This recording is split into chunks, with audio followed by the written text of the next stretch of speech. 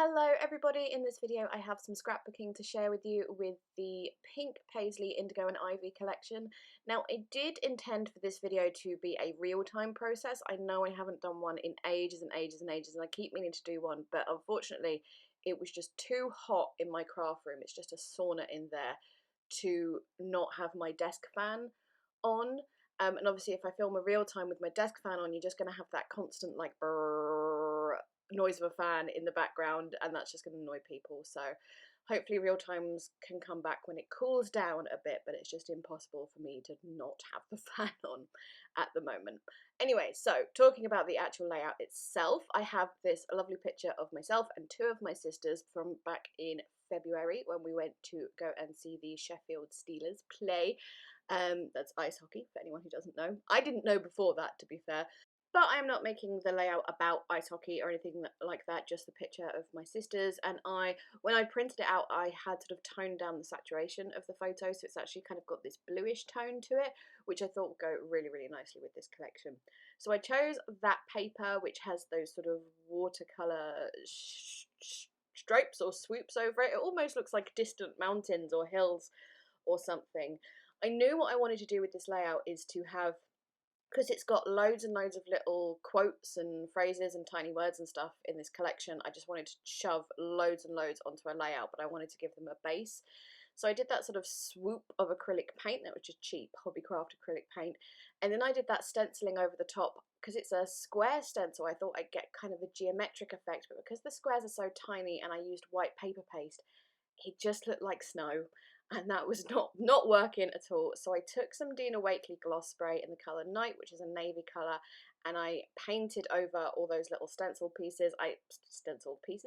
parts, whatever. I know that sounds like it's like really fiddly or whatever. It did take maybe 10 minutes or something, and then as you saw I also added a few splatters as well, around where the stenciling was, and then sort of going beyond it. So as I said, I wanted to use lots of phrases and stuff on this page. I saw this, there's like a cut apart tag sheet that had remember this, which I really wanted to use, and it had the same colours of the background, but the tag is like upside down. I kept trying to make it work, but I never do. It just, I don't know, I couldn't make it work.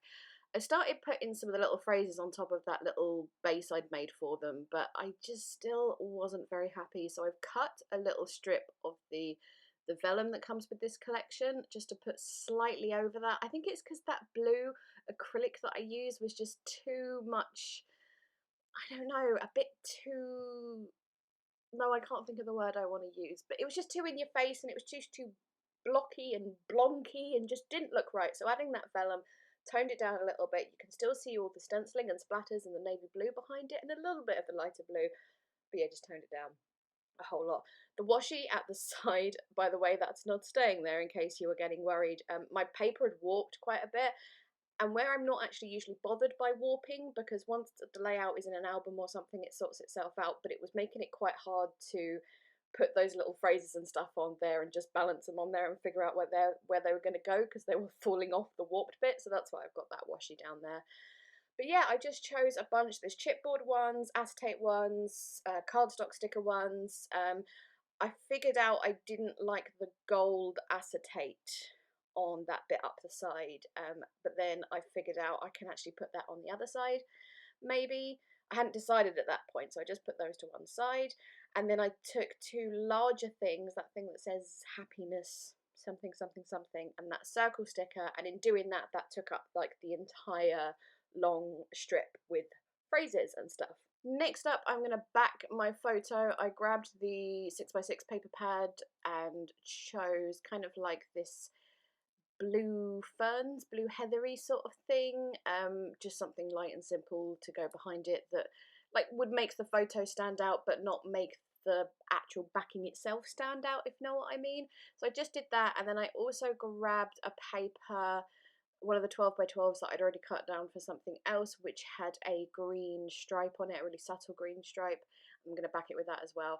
I went around the edges of everything, by the way, with Distress Oxide in Stormy Sky, and as including all those little phrases and stuff that I stuck up the side, so everything is kind of matchy-matchy. The Stormy Grey goes really nicely with this collection.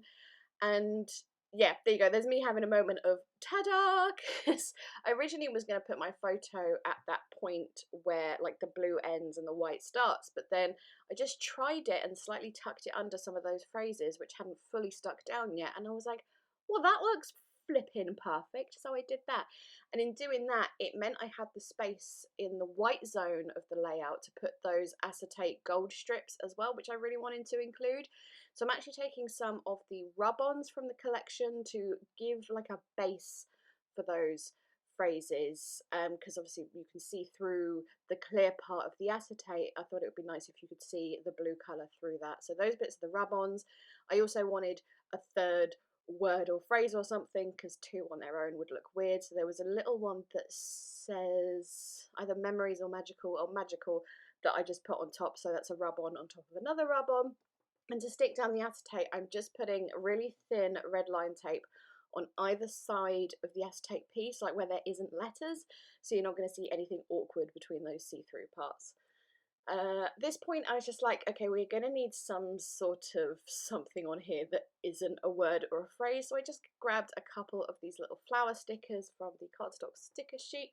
It just, yeah, it needed a little something just to break up all the words and the blockiness of that. And then to add my title, I really wanted to use these cute gold letters from the collection, that's the word, but there was not any H's, which was a problem because I wanted to use the title together, because we don't get to be together very much. I mean, outside obviously of lockdown and these sort of times, but even before that, because one sister lives quite far away and blah blah blah.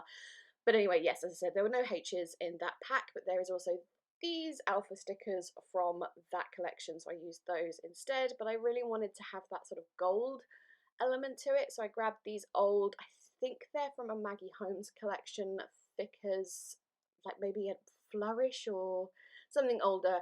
Anyway, I love them so much. I bought like 3 packets of them, but I'm just using some bits from that to embellish around the title to add that gold that I wanted there. Anyway, once that title and stuff was down, I was a little bit unhappy, so I took it off to my sewing machine and just added some random stitching in places around the blue areas, around the picture a little bit. It's just, I like busy layouts. I like lots of things going on, lots of little things to find, and the stitching just added a little bit more texture and stuff. So yeah, I've never been very good at clean layouts. If you're a regular to my channel, you know this, but yeah, just that little bit, it's very hot, little bit of texture really helped. Then adding gold splatters, again, because there's already gold there, it kind of worked. Then adding some white gloss Nouveau drops, and here is a lesson in why you should always leave gloss drops or Nouveau drops to the very last thing you do, because I put them on and then I realised I wanted to stamp the date.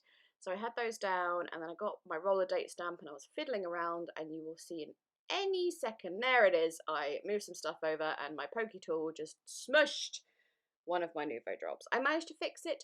It's fine, there's me fixing it there. But anyways, yes, that's why you always should do those last. Anyway, I stamped the date. I just wanted to have it February, not a particular date, so just February 2020. And that is it. So there you go. Thank you so much for watching. Indigo and Ivy came out like this time last year, roughly, so it's not widely available anymore, but if I can find any links, I will put them in the description box. Inks and other mediums I use should be available though, but those will be linked. Thank you so much for watching. Please leave me a thumbs up if you enjoyed. It really helps me out, as well as comments really help me out as well. So please chat to me, say hi, whatever. Okay, I am now going. Thank you so much again. Bye bye.